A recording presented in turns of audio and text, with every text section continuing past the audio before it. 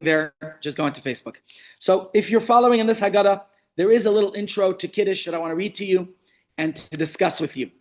Okay, firstly, it's important that we understand Kiddush means to sanctify the day, and we do Kiddush on every Jewish holiday, right? Every Shabbos we say Kiddush. That's the way we start every celebration. It always starts with Kiddush.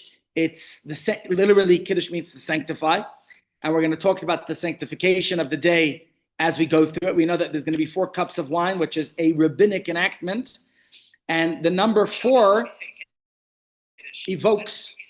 Sorry, there's something on in the background. Let me turn that off. Too many windows open here, causing too much trouble. Okay, there we go. So Kiddush, meaning to sanctify, but we're going to have not just 1 cup of wine, we're going to have 4. And the number 4 reminds us of the 4 specific terms of redemption that are written in the Torah. Who remembers what those expressions of redemption are? V'hotzesi, God says, I will take you out. V'hitzalti, I will rescue you. V'ga'alti, I will redeem you. V'lakachti, and I will extract you. I'll take you to me as a people. So when we make Kiddush, the 4 cups of wine are symbolic of those 4 expressions. The first one of those 4 expressions is going to be remembered by Kiddush. Okay? Now, Kiddush, like we said, we don't just do it on Pesach. You do Kiddush every Shabbos, every Friday night, every Shabbos day. It's the way we celebrate our holidays. And just to be clear, that if you can't drink wine, if it gives you a headache, if it makes you feel not well, if you're allergic to it, if you are a recovering alcoholic, you don't have to drink the wine. You could drink grape juice. I don't know if that's a solution for diabetics, but certainly it's a solution for those who can't drink wine for other reasons. Again, ideally, one should drink wine, but if you can't, then you have a grape juice would do. Okay, for the Kiddush, the cup of Kiddush, and for all 4 of the cups actually, the halachic requirement is a minimum of 86 milliliters. In ounces, that's 3.2 ounces. You fill the cup to overflowing with wine or grape juice. That evokes, remember the verse in Psalm 23, where King David says, Kaisi Revaya, my cup overfloweth. You want the blessing. You want this imagery of overflowing blessing. We're going to lift the cup. You're going to recite the Kiddush. We'll do the words of the Kiddush in a second. I'm going to read to you just the commentary from my Haggadah and just giving you the advance notification that when we conclude Kiddush, we are going to recline, leaning to our left. This is the first time you recline. This is the first step of the Seder. And this will be the same for all the other cups. You're going to lean to the left. That's the traditional way to demonstrate that we are free, we're noble people. And royalty, nobility, back in the day used to drink and eat in this fashion, leaning to the left. And so for all the ritual eating on the Pesach Seder night, we do the same thing. We lean, we recline to our left each time. Okay, time for a little insight from my Haggadah. I apologize, I didn't read it before. I'm reading it to you now, straight up. We're just going through the Haggadah. So if there's anything redundant in here that we already discussed, my apologies in advance. The Torah doesn't prescribe 4 cups of wine. It's actually rabbinic, right? Rabbis enacted it. The Torah says we should listen to our sages. So here's the question. Why 4 cups of wine? Okay? And I think I just told you that before reading the insight. But let's read it in the insight. The clue is in the passage in which God promises Moshe that he's about to initiate the rescue operation from Egypt. Hashem says, now tell the Jewish people, I'm God and I keep my promises. So, okay, now you'll get the exact verses that I should have put on the screen for you. The exact verses are as follows. I'm about to extract you from the hardships of Egypt. Now, by the way, the word for hardships is sivlot. The word sivlot in Hebrew could mean savlanut, patience, but sivlot also means tolerance. And sometimes we come to tolerate our hardships.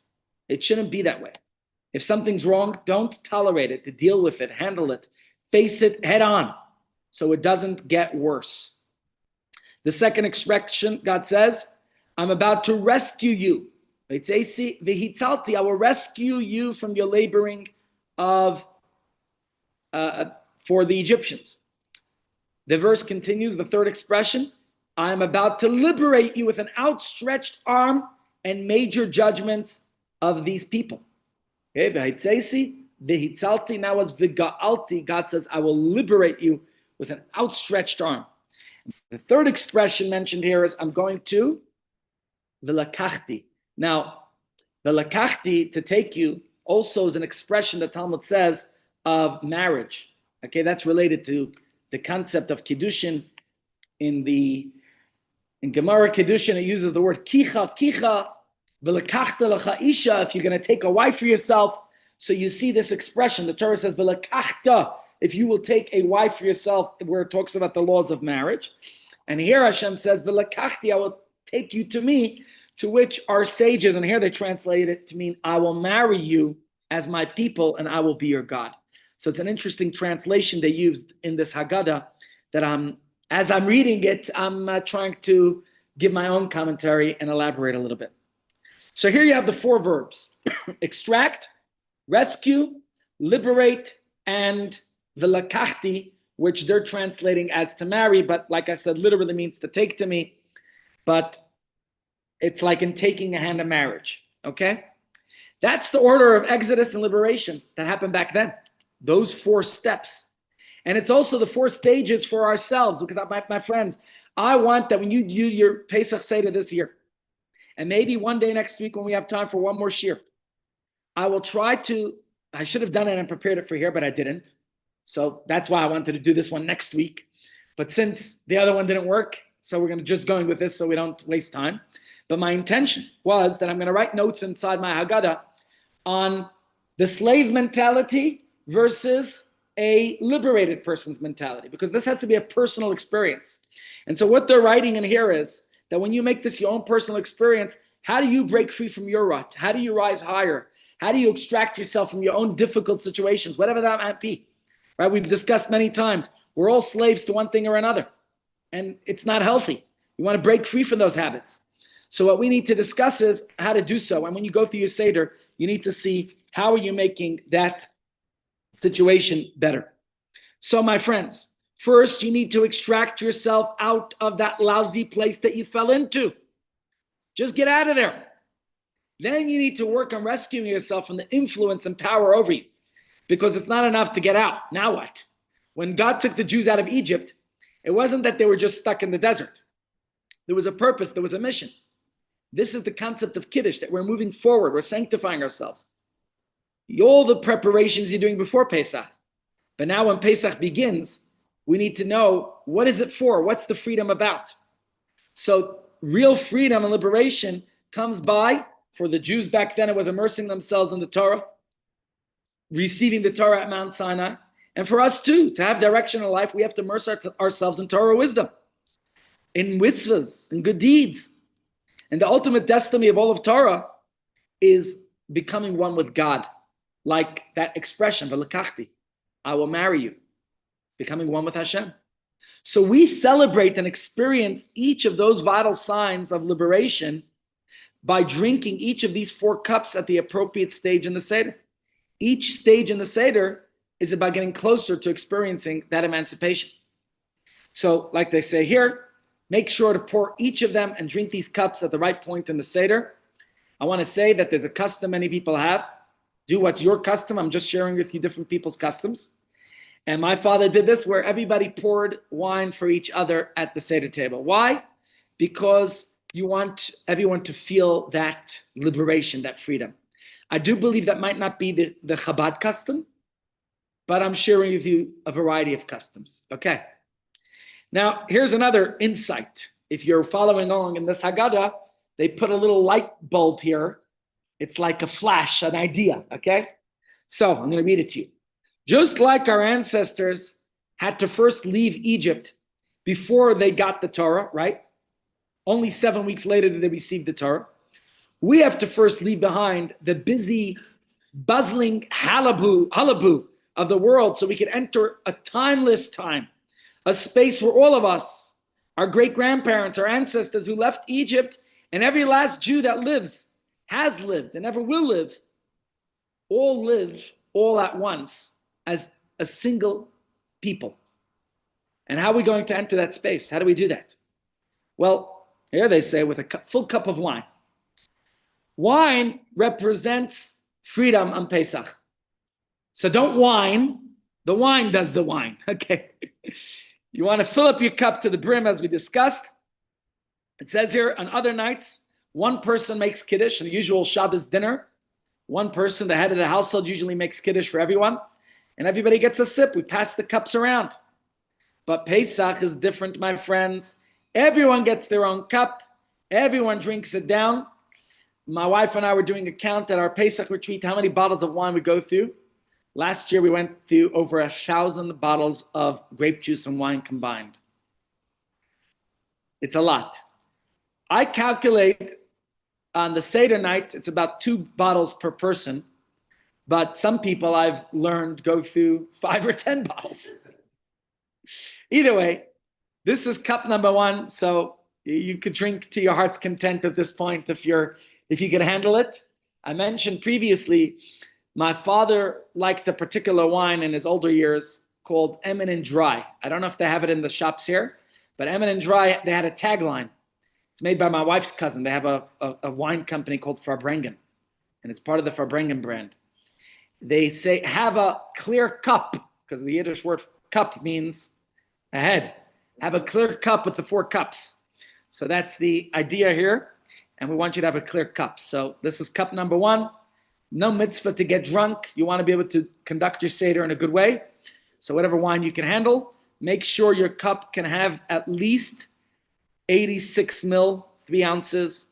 At the end of Kiddush, sit down. As we said before, you're going to lean to the left. Ideally, you want to drink up that whole cup. But if that's too much, then most of the cup. Okay, enough at least to fill 1 cheek is what the halacha says. And for most of us, that's about 1.5 ounces, 45 mil. I think it shouldn't be too difficult to handle that. Okay, the next page in here is Kiddush. Okay, the act of reciting Kiddush, this is called Kadesh. That's your first step, okay? Kadesh is making Kiddush. Any questions about Kiddush? Should we do a sampling of Kiddush with you? Do you want to do a sample so you could practice the tune together? Yeah? Okay, let's do it. Okay, before Kiddush, these are the words written in the Haggadah, Askinu Sudasa de Malki Elah, which means prepare the feast of the Supernal King. Dahi Sudasa de Kucha Brichu. This is the feast of the Holy One. Ushchinte, the Holy One, blessed be He, and His divine presence. Okay, let's go into the Kiddush. Sabri Maranam, which means attention, everybody. Baruch Atah Hashem Elokeinu melech haolam. That's the blessing on the wine. Blessing God, King of the universe, who creates the fruit of the vine. Okay, let's continue. Baruch Atah Hashem Elokeinu melech haolam. Blessed be God, our God, King of the universe. Asher bacha banu mikolam, who's chosen us among all the peoples. And raised us above all tongues, and made us holy by us performing His mitzvahs.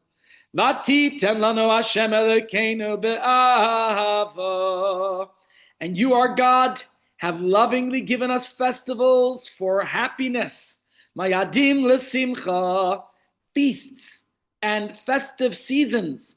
Chagim uzmanim l'sasa, in appointed times for rejoicing. Es yom chag hamatzos hazeh, this holiday when we celebrate the feast of matzah. See, we call it Pesach, but in the Torah it's called the holiday of matzah. We highlight that God skipped over our homes in the 10th plague, but God highlights that we left Egypt in such a haste, with such faith, that all we had was matzah. Ves Yom Tov Mikra Kodesh Hazeh, and this season of our, this holiday of, I guess this day that's called holy. It's Yom Tov Mikra Kodesh. Zeman Cheruseinu, the season of our freedom. Mikra Kodesh, which is called a holy convocation. Zecher Litzias Mitzrayim, commemorating the exodus from Egypt. Kivon Vacharta, for you have chosen us, v'esanu kidashta, and sanctified us mikol ha'amim, from all the nations, u'mayadei kodshecha, and these appointed festivals, b'simcha v'sasain hinchaltanu, you gave us as a heritage in happiness and joy. Baruch atah Hashem, blessed are you Hashem, Mekadesh Yisrael v'hazemanim, who sanctifies Israel and our festive seasons. And you'll conclude with one more blessing before you lean and drink your cup. The blessing is, Baruch atah Hashem, blessed are you God, Elokeinu melech haolam, our God, King of the universe, Shehecheyanu v'kiyemanu v'higiyanu lizman hazeh. Shehecheyanu, you granted us life. V'kiyemanu, you sustained us. V'higiyanu, you brought us to lizman hazeh, this appointed time. Lazman hazeh, lazman hazeh, lazman hazeh, lazeman hazeh, lazeman, lazeman hazeh. All right, okay. I better get that voice back in time for Pesach because it won't be fun without it. Okay, I'm skipping a few pages in my Haggadah because the next few pages have unique kiddushes. Kiddush if Pesach is on Friday night, which is a different kiddush order, or kiddush if it's a Saturday night, which is a different order, but none of those apply to this year, so we're skipping it, and we're going to the next step of our Seder. Now, I know you just sat down because at your Seder because you just had kiddush, right? But now you're going to have to stand up again. That's a good thing. It keeps us fit. I'm not recommending anybody wear their Apple Watch because it's Muktzah on Yom Tov, but I'm sure if you did wear it, you'd probably get some good points, standing up, sitting down, singing songs, breathing in, breathing out. It's good. But why are we getting up again? Because now we all have to go to the sink to wash our hands. Again, another custom some people have. They don't wash their own hands. What do? Everybody takes turn washing each other people's hands. Again, it makes it fun. It makes it more engaged. Now, what if your hands are clean already? I hope they are, because at shul, you're supposed to clean your hands before davening, and we are meant to be hygienically clean. So what's the whole point? If you sterilize your hands before the meal, why are we doing it again now? We'll do it again later, at least 2 more times in this meal, before you eat the matzah and before you bench. So what are we doing? Is it not good enough that you wash your hands earlier? No. This is a ritual hand washing that we do before eating anything that is dipped in a liquid, whether it's water or brine. You know that before you take a pickle out of the pickle jar, or olives out of the olive jar, or anything else that's in a liquid, you're supposed to wash your hands according to Jewish law. You have another option, you can use a fork. But if you're sticking your hands in, you got to wash them. This isn't only cleanliness, it is halacha.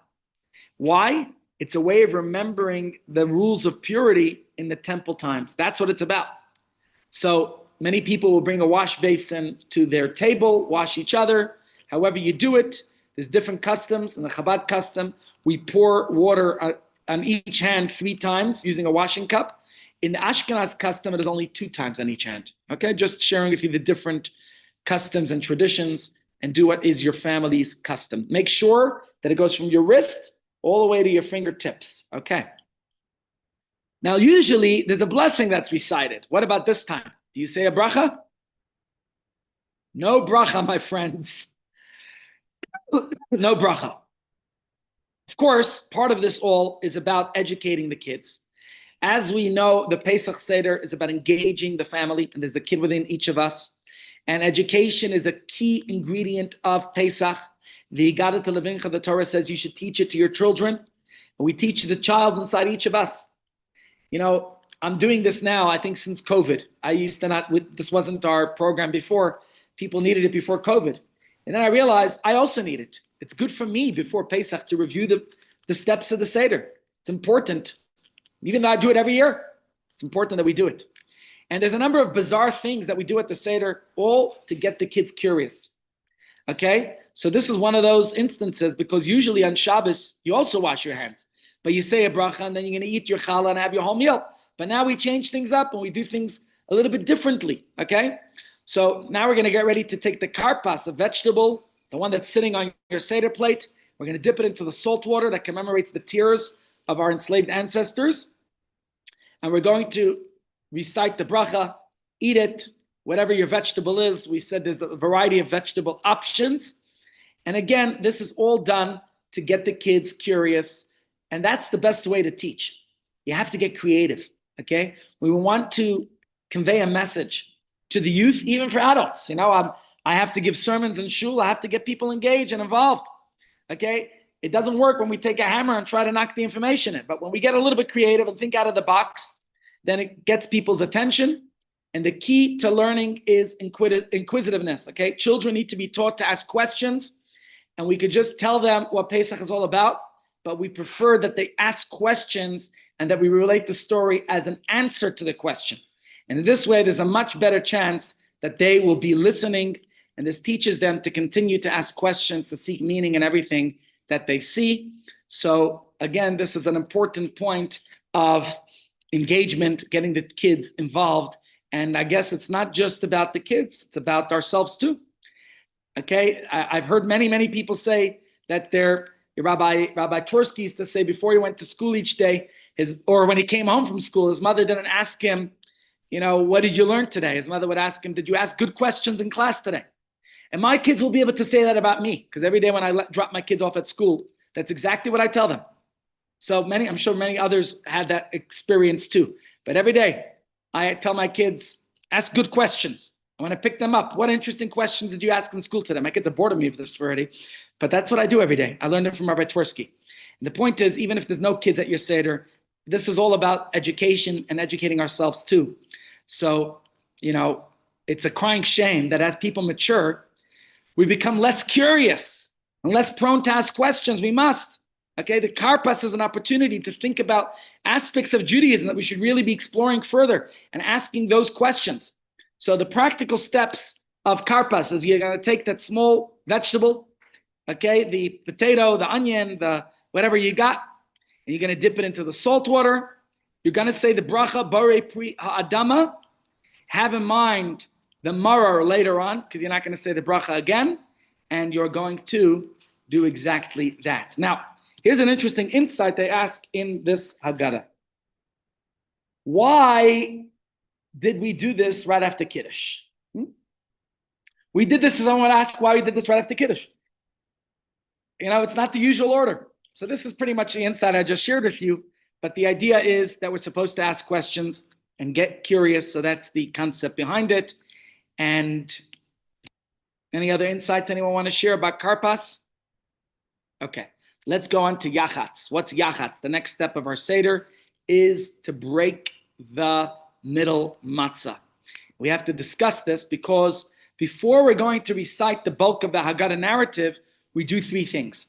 And maybe next week's Shiurim will be focused on the Haggadah, and then we'll conclude the last year of the week will be on the Seder, the end of the Seder, which I'm sure oftentimes we forget to get to. Let's first look at the practical steps. We break the middle of the three matzahs. Okay, that makes it now poor man's bread. Or what was poor man's bread already? At least that's what it's called in the Torah. We always joke that it makes you poor how much it costs. But you're going to it's going to make you even poorer now because you broke it in half, okay? Poor people, they say, hardly have a piece of complete bread. So now you broke this complete piece in half. And this is to remind us about our slavery in Egypt. The matzah has a double symbolism. It reminds us of the food they ate as slaves. And it also reminds us of the food that there was no time for the bread to rise when they left. The larger piece is going to be put away for that purpose, for later on. We call that afikoman, which literally means dessert. And that we're going to have at the end. Although in temple times, the dessert was not matzah. I want to be clear about that. The dessert was what? Lamb chops. Yes, it was lamb. That was the Korban Pesach. You ate nothing after the Korban Pesach. While we read the whole description of it last week, the Korban Pesach was a long day's procedure. Yeah, I waited online to go into the temple to offer it. And we read about the whole procedure of how you did it and all the ritualistic aspects and elements. But then you ate it at home. But first you ate a whole meal, and your Korban Pesach was the dessert for that meal. So this piece, the larger piece that you're going to break into 5 pieces, you're going to put that piece away. You're going to hide it in a afikoman bag and hide it away somewhere. That piece is to commemorate the Korban Pesach that was used in temple times, and that's going to be put away. Okay, the next step is going to be pouring your cup of wine, but I want to just read inside. Maybe they have some insights before I do that. So we said breaking the piece, leave the smaller piece between the matzahs. The bigger piece you're going to put away for later on. The larger piece, we said that's afikoman. Many Ashkenazic Jews have the custom of hiding the afikoman. Later, when the kids are restless, you can offer them a reward for finding it, okay? Others do the reverse. The kids hide it, and the adults have to find it. That's what we do. I have to find it. Yeah. Actually, is that what? I think so. Okay.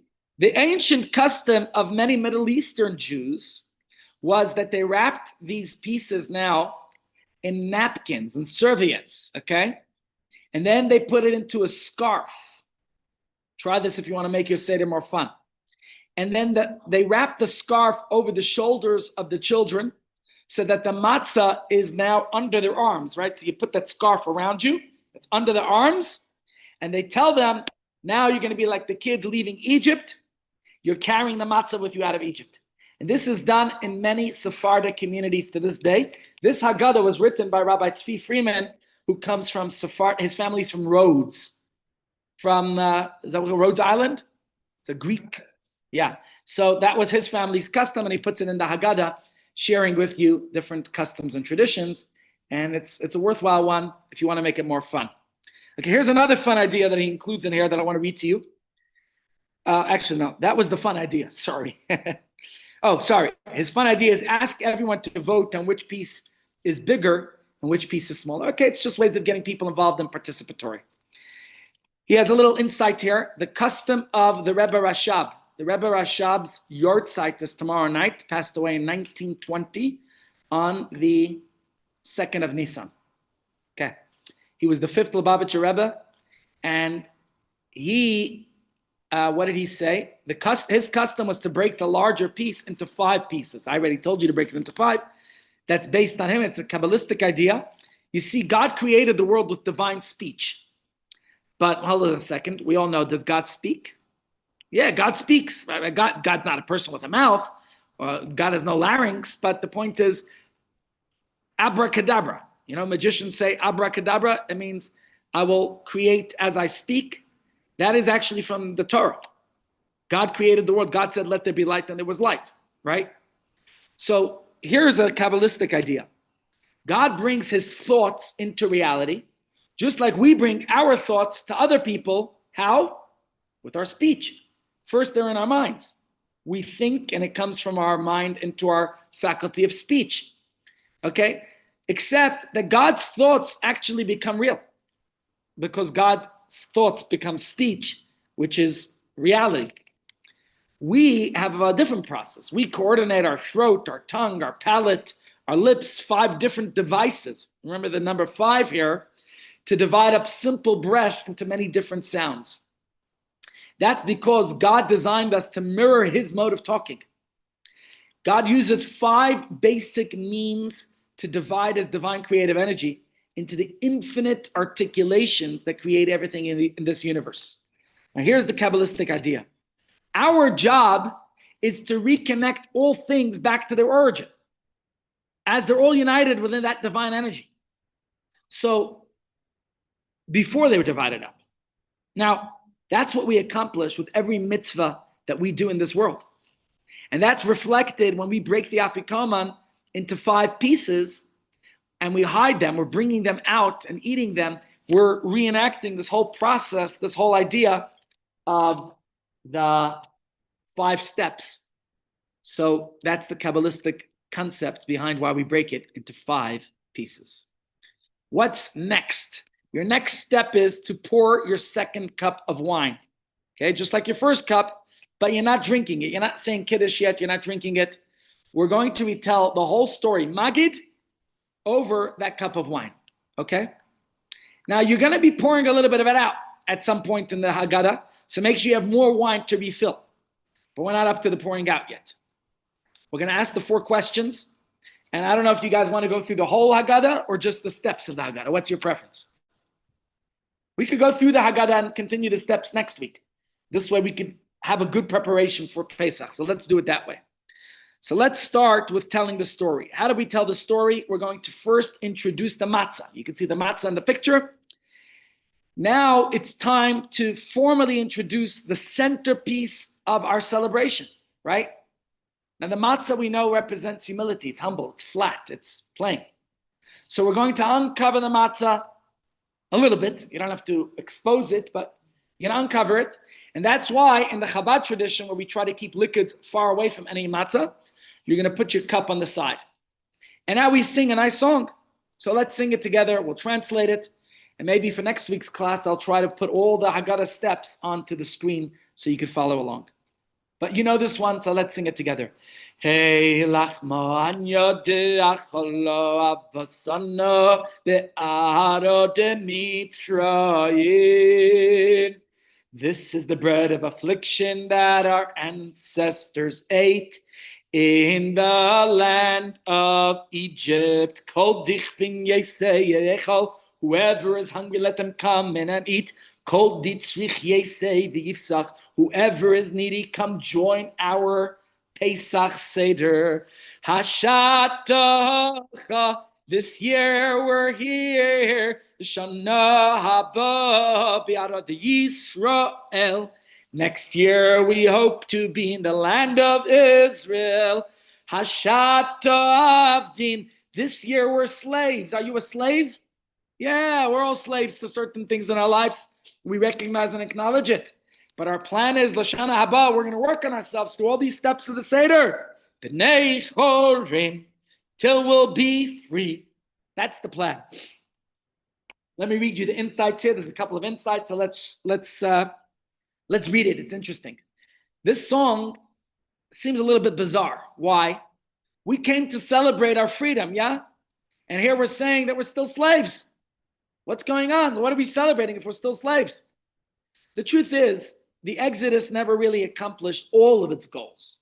Right? A lot of things happened. We were freed from slavery in Egypt, but we eventually wound up back in exile. We eventually went through other difficult situations. I don't have to enumerate all the other persecutions our people have been through, from the Philistines back in the day, to the Assyrians, to the Babylonians, to the Syrian Greeks, to the Romans, to the Crusaders, to the Inquisitors, to the expulsions from so many lands, including England and France and Germany and so many other places, to the pogroms, to the hostage takings that happened in other places, to the Khmelnytsky massacres, to the Holocaust on October 7th, and right now, so much anti-Semitism that still exists in the world. We know there's so much of it. Okay? So when we read and sing the song, we realize that change comes from within the people. It can't just come from top down. God freed us back then, but now we're working on freeing ourselves. There's a nice expression they say, God took the Jews out of Egypt, but the job then was for the Jews to take Egypt out of themselves. And we're still working on that, okay? And that's precisely what we express and articulate in this song of Heilach Ma'anya. We're going to liberate ourselves from our own private exiles. We say this is the bread of affliction. This is the same type of bread our ancestors ate. We want to experience it, and we want to facilitate that Exodus experience that they had back then for ourselves today. And not just for ourselves, because it begins with ourselves, but will have a ripple effect and impact those around us. So by doing the mitzvahs of the Seder, we are able to have that effect on others too. I made a mistake. You were supposed to pour your cup after this song. Okay. So it says it here. My apologies for telling you to fill it up before. Okay, after you fill up the cup, this is the cup we're going to tell the story over. And you're probably asking, why do we cover the matzah? Right? We pour the cup now. Why don't we wait till we're going to drink it? And the answer is, it's because if nothing else got the kids curious, we're just doing more things. We're getting more curiosity. Okay?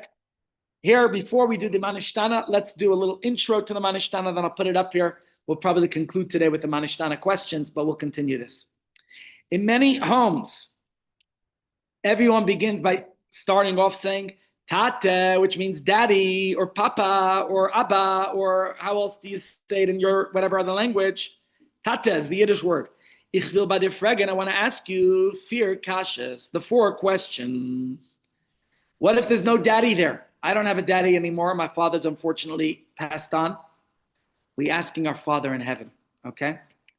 Now, because that God is described in the Torah as an answer to a child's question, as we quote the verse, "V'yigadet levincha," you should tell it to your children. If we are God's children, God has to tell it to us, and we have to ask the questions of Hashem, okay?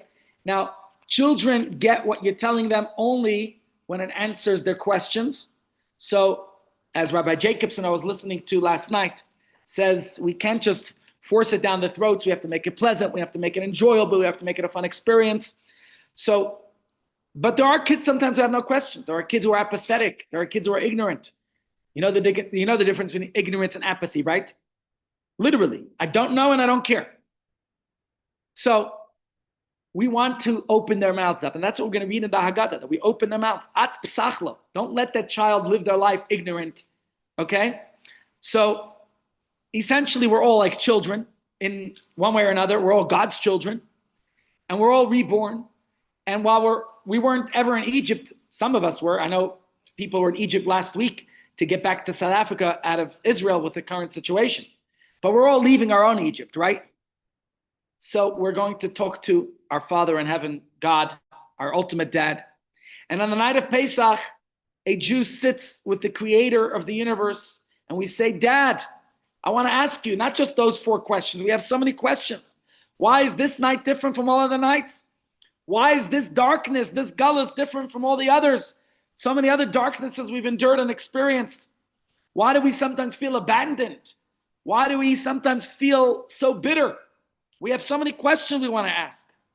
And then, as is the responsibility of every parent on the night of Pesach, Hashem will answer our questions. Right? God has to respond. And as we're going to read in the Haggadah, Avadim Hayidil Pharaoh Mitzrayim, we were slaves to Pharaoh in Egypt. And we're going to read how God schlepped us out of Egypt, and how, please God, we'll experience our own emancipation out of our own individual challenges and darkness.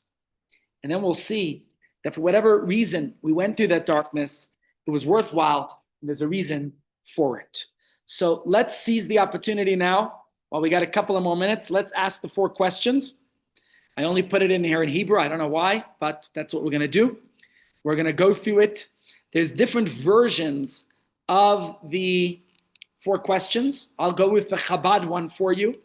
But actually, here we put up the non-Chabad version. Okay, so we'll go with the non-Chabad version. My apologies. But this is the beginning of telling the story. It's our opportunity to fulfill the mitzvah of this evening of Sipur Yetzias Mitzrayim, of telling the story, right? And as we said, we start with a low. We talk about being slaves, but we're going to end on a high. And this, remember, we are following the question-answer format because it's a good way to engage. It's a good way to in general, go through, to learn, to teach, to inspire. It's certainly good for pedagogy, for teaching children, but it's also good for andragogy, the way we teach adults. So my friends, this is our concluding part of discussion for today. And let's look at, there's a couple of highlights in the Seder. I just want to look at it beforehand. We have the 4 questions. We have the 4 children. We talk about in every generation, there are those who try to destroy us. We're going to get to the 10 plagues. We're going to pour a little bit of wine as you go through each one. We're going to sing Dayenu, which means it would have been enough, right? It's a fun song. Everybody knows. Dayenu, die. Now, I want to just say this before we do the 4 questions. No matter how much you say, what matters is, say as much as you could, right? If you can't say the whole Haggadah, you should highlight at least these 3 points. Matzah, Pesach matzah maror. Eating the matzah, eating the maror, and the korban Pesach. We'll go through these properly in more detail next week as we go through the Haggadah. Please God. Again, you're welcome to come here in person. There will not be lunch. There will not be any other programs or activities. Only my shiur. And if you want to be here with pleasure, you could join me. Otherwise, you could watch me online virtually. But those are the main points that we're going to go through. And sorry. No problem. Oh, Liverpool is calling. Okay. Okay. Don't worry. We'll go through each of those items later. I'm just going to go through the 4 questions now, and we're going to conclude. There's a meeting starting in 3 minutes upstairs, so I better be quick. Why is this night different from all other nights? And you go through these 4 questions. In the Chabad tradition, we actually start with dipping. On the screen, I put the non-Chabad way, which is starting with why we eat matzah. The second question is, okay, in the Chabad tradition, that will be the second question. The third question will be about eating various vegetables, and this night we eat only bitter vegetables. And the fourth question is why we recline. Now, the order of these 4 questions, like I said, is different in different Haggadahs, as you can see right here. The Haggadah I'm holding is a Chabad Haggadah and has it in the order that I was just telling you. And on the screen, I gave you the other option, which is good. So you have the combination of both. You can't go wrong with any version. Whatever Haggadah you'll have, just go with what's in there. Okay? This version actually is found in the Jerusalem Talmud. And so that's where somehow the Chabad custom came up with this one. According to Kabbalah, it lines up with the order of the 4 worlds, beginning with our world and working up to each of the higher spiritual worlds that are mentioned in Kabbalistic teachings. Also, I guess it makes sense because it follows the actual order of the things as they catch our attention on the Pesach night. So we start off with dipping, because don't forget, Kiddush you always make, but the first thing you're doing different is dipping, right? So it just goes to show how vital all of these little details are at the Seder. And even if the customs aren't mentioned in the Torah, because it's those micro rituals that spark the interest, the curiosity, and the engagement of our children. So we, nevertheless, each of these, whatever order you're going to go with, my point is you can't go wrong. And, originally you didn't have to ask specifically these questions. People came up with their own questions. And I would say even today, feel free to ask whatever questions you want. And you don't have to stick to the script. You could also give your kids answers to their particular questions, but we also stick to the Seder, which means order. And please God, Monday will continue from Avadim Ayinu. If I have time before Monday, I will try to put all the Haggadah text into the screen so we could all follow along as I go through each step of the Seder and you join me. Don't forget, tomorrow, Dr. Stern is here, and tomorrow's discussion again is medical tests that confuse us. Okay, that should be interesting. Medical tests that confuse us. All right, shkoyach everybody. Have a great day. See you all tomorrow. Enjoy the lunch, enjoy knitting, and tomorrow, don't forget, there's fun physio in the morning, followed by Dr. Stern.